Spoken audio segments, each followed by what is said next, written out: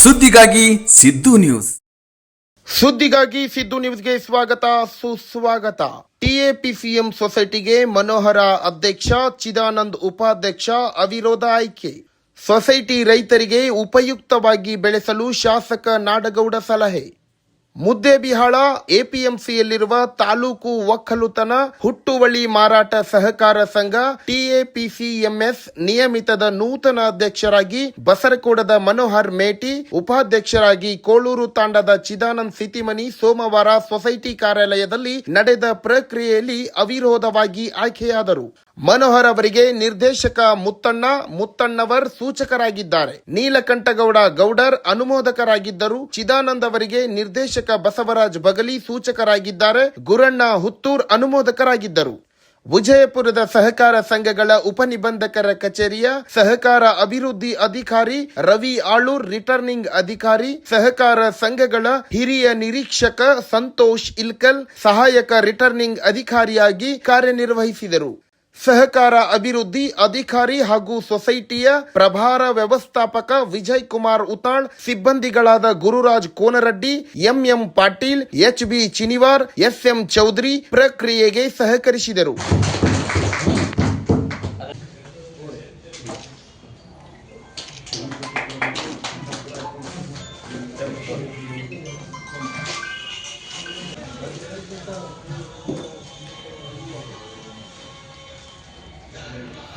ಶಾಸಕರು ಮತ್ತು ಕೆಎಸ್ಡಿ ನಿಗಮದ ಅಧ್ಯಕ್ಷರು ಸಿಎಸ್ ನಾಡಗೌಡ್ ಅವರು ಸಹಾಯ ಸಹಕಾರ ಕೊಡುತ್ತೇನೆ. ಆಯ್ಕೆ ಪ್ರಕ್ರಿಯೆ ಮುಕ್ತಾಯದ ನಂತರ ನೂತನ ಅಧ್ಯಕ್ಷ ಉಪಾಧ್ಯಕ್ಷರನ್ನು ಸನ್ಮಾನಿಸಿ ಮಾತನಾಡಿದರು. ಇದನ್ನ ಮೇಲೆತ್ತುವಂತ ಕೆಲಸ ಜವಾಬ್ದಾರಿ ಈ ನೂತನವಾಗಿ ಆಯ್ಕೆಯಾದಂತಹ ಸದಸ್ಯರ ಮೇಲಿದೆ. ಅದಕ್ಕೆ ಏನೆಲ್ಲ ಸಹಕಾರ ನಮ್ಮಿಂದ ಬೇಕು, ಸರ್ಕಾರದಿಂದ ಬೇಕು, ಆ ಸಹಕಾರವನ್ನು ಕೊಡ್ತೇನೆ ಅನ್ನುವಂತಹ ಮಾತನ್ನು ಕೂಡ ನಾನು ಈಗಾಗಲೇ ಹೇಳಿದ್ದೇನೆ. ಒಟ್ಟಾರೆ ಈ ರೈತರ ಒಂದು ಪ್ರತಿಷ್ಠಿತ ಸಂಸ್ಥೆ, ಜಿಲ್ಲೆಯಲ್ಲಿ ಒಂದು ಹೆಸರಾದಂಥ ಸಂಸ್ಥೆ ಒಂದು ಕಾಲದಲ್ಲಿತ್ತು. ಅದೇ ರೀತಿಯಾಗಿ ನನ್ನ ಉಜ್ವಲ ಭವಿಷ್ಯಕ್ಕೋಸ್ಕರ ಅವರು ದುಡಿಲಿ ಅನ್ನುವಂಥದ್ದಕ್ಕೆ ನಾನು ಅವರಿಗೆ ಹಾರೈಸ್ತೇನೆ. ಮತ್ತು ಅವ್ರಿಗೆ ಏನು ಸಹಕಾರ ಬೇಕು ಸರ್ಕಾರದ ವತಿಯಿಂದ, ಇಲಾಖೆ ವತಿಯಿಂದ ಯಾವಾಗಲೂ ನೀಡಲಿಕ್ಕೆ ನಾವು ಸಿದ್ಧವಾಗಿದ್ದೇವೆ ಅನ್ನುವಂಥ ಮಾತನ್ನು. ಇವತ್ತು ಶೇರ್ ಬಂಡವಾಳ ಕೂಡ ಭಾಳ ಕಡಿಮೆ ಆಗಿದೆ. ಆ ಶೇರ್ ಬಂಡವಾಳನೂ ಕೂಡ ಜಾಸ್ತಿ ಮಾಡಬೇಕು. ಅದರ ಜೊತೆಯಾಗಿ ವಹಿವಾಟು ಮಾಡ್ತಕ್ಕಂಥದ್ದು ಹೆಚ್ಚು ಮಾಡಬೇಕಾಗಿದೆ. ಅದನ್ನು ಕೂಡ ಜಾಸ್ತಿ ಮಾಡಬೇಕು. ಅದಕ್ಕೆ ಮೇಲಿಂದ ಮೇಲೆ ಬಿ ಎಸ್ ಪಾಟೀಲ್ರಾಗಲಿ ನಾವಾಗಲಿ ಇದರ ಬಗ್ಗೆ ಹೆಚ್ಚು ಡಿ ಸಿ ಸಿ ಬ್ಯಾಂಕಿನಿಂದ ಯಾವ ರೀತಿಯಾಗಿ ಇದಕ್ಕೆ ನೆರವು ಕೊಡಿಸ್ಲಿಕ್ಕೆ ಸಾಧ್ಯ ಮತ್ತು ಸರ್ಕಾರದಿಂದ ಏನು ಮಾಡೋಕ್ಕೆ ಸಾಧ್ಯ ಈಗ ಮಾಡಿ ವಹಿವಾಟವನ್ನು ಹೆಚ್ಚು ಮಾಡುವಂಥದ್ದು ನಮ್ಮ ಗುರಿ. ಮಾಡೋದಕ್ಕೆ ಎಲ್ಲ ರೀತಿಯಾದಂಥ ಅವರಿಗೆ ಉಪದೇಶಗಳನ್ನು ಅವಾಗವಾಗ ಮಾಡ್ತಾ ಇರ್ತೀವಿ. ಅದನ್ನು ಅವ್ರು ಫಾಲೋ ಮಾಡಲಿ ಅಂತ ಅಷ್ಟೇ. ಆಮೇಲೆ ಇಲ್ಲಿ ಸಾಕಷ್ಟು ಅಸೆಟ್ಸ್ ಇದ್ದಾವೆ, ಆಸ್ತಿಗಳಿದ್ದಾವೆ. ಆಸ್ತಿಗಳ ಅಭಿವೃದ್ಧಿಗೊಳಿಸಿ ಅದರಿಂದ ಇವತ್ತು ಬರುವಂಥ ಏನು ಬಾಡಿಗೆ ರೂಪದಲ್ಲಿ ಆಗಲಿ, ವರ್ಷ ಬಾಡಿಗೆ ರೂಪದಲ್ಲಿ ಅದೇ ಬಂದರೂ ಕೂಡ ಕನಿಷ್ಠ ಪಕ್ಷ ನನ್ನ ಅಂದಾಜು ಇವತ್ತು ಈ ಆಸ್ತಿಗಳನ್ನು ಪರಿವರ್ತನೆ ಮಾಡಿದರೆ ವರ್ಷಕ್ಕೆ 30-40 ಲಕ್ಷಕ್ಕೆ ಏನು ಕೊರತೆ ಆಗೋದಿಲ್ಲ.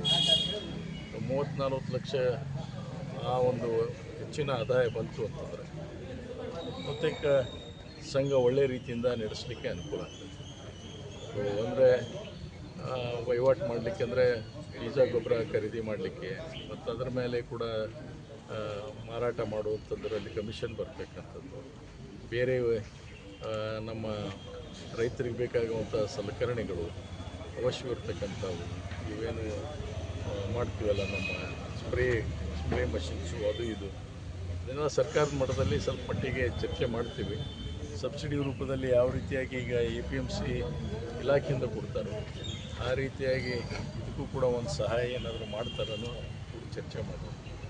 ಸೊಸೈಟಿಯಡಿ ಬರುವ ಮಳಿಗೆಗಳನ್ನು ಕಡಿಮೆ ಬಾಡಿಗೆಯಲ್ಲಿ ರೈತರಿಗೆ ಒದಗಿಸಿ ಕೊಡಬೇಕು ಎಂದು ಕಾಂಗ್ರೆಸ್ ಮುಖಂಡ CB ಅಸ್ಕಿ ಅವರು ಮಾತನಾಡಿದರು.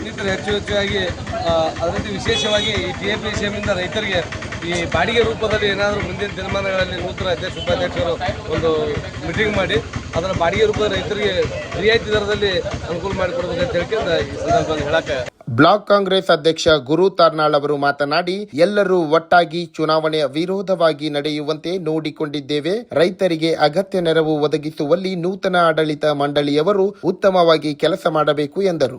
ಪಿಸಿಎಂಎಸ್ನ ಅಧ್ಯಕ್ಷರಾದಂಥ ಮನೋಹರ್ ಮೇಟಿ ಅವರಿಗೂ ಹಾಗೂ ಉಪಾಧ್ಯಕ್ಷರಾದ ಚಿದಾನಂದ ಸೀತಿಮನಿ ಅವರಿಗೂ ಹಾಗೂ ಎಲ್ಲ ಸದಸ್ಯರುಗಳಿಗೂ ಅನಂತ ಧನ್ಯವಾದಗಳು. ಇವತ್ತಿನ ದಿವಸ ಇವರನ್ನು ಹೊಸ ಅಧ್ಯಕ್ಷ ಉಪಾಧ್ಯಕ್ಷರನ್ನು ಎಲ್ಲರೂ ಕೂಡಿ ಓಡಾಡಿ ಮಾಡಿದ್ದಾಗಿದೆ. ಮುಂದಿನ ದಿನಮಾನಗಳಲ್ಲಿ TAPCMSನ ಬಲವರ್ಧನೆಗೊಳಿಸಬೇಕು ಮತ್ತು ರೈತರಿಗೆ ಬರ್ತಕ್ಕಂಥ ಏನೇನು ಬೀಜ ಗೊಬ್ಬರ ಇತರೆ ಯಾವ ವ್ಯವಸ್ಥೆ ಇದೆ ರೈತರಿಗೆ ಸಿಗುವ ಹಾಗೆ ಮಾಡಲಿ ಅಂತಕ್ಕಂಥ ಮಾತನ್ನು ಹೇಳಿ ಅವರಿಗೆ ನಾವು ಯಾವತ್ತೂ ಸಹಕಾರ ಬೆಂಬಲವಾಗಿರ್ತೀವಿ ಅಂತಕ್ಕಂಥ ಮಾತನ್ನು ಹೇಳಿ ನನ್ನ ಮಾತಿಗೆ ವಿರಾಮ. ಈ ಸಂದರ್ಭದಲ್ಲಿ ನಿರ್ದೇಶಕರಾದ ಮಲ್ಲನಗೌಡ ಬಿರಾದಾರ್, ನೀಲಕಂಠಗೌಡ ಗೌಡರ್, ಸುರೇಶ್ ಹಳೆಮನಿ, ಬಸವರಾಜ್ ಇಸ್ಲಾಂಪುರ್, ಬಸವರಾಜ್ ಬಗಲಿ, ಗುರುಲಿಂಗಪ್ಪ ಹಡ್ಲಿಗೇರಿ, ಮುತ್ತಪ್ಪ ಮುತ್ತಣ್ಣವರ್, ಗುರಣ್ಣ ಹತ್ತೂರ್, DCC ಬ್ಯಾಂಕ್ ಪ್ರತಿನಿಧಿ ಮುರಿಗಪ್ಪ ಸರಶೆಟ್ಟಿ ಪಾಲ್ಗೊಂಡಿದ್ದರು. ಜಾಹೀರಾತುಗಳಿಗಾಗಿ ಸಂಪರ್ಕಿಸಿ. ಹೆಚ್ಚಿನ ವಿಡಿಯೋಗಳಿಗಾಗಿ ನಮ್ಮ ಚಾನಲ್ ಅನ್ನು ಶೇರ್ ಮಾಡಿ, ಹಾಗೆ ಸಬ್ಸ್ಕ್ರೈಬ್ ಮಾಡಿ. ಯಾಕೆಂದರೆ ನಮ್ಮ ಸುದ್ದಿಗಳು ನಿಮಗೆ ಬೇಗನೆ ತಲುಪುತ್ತವೆ.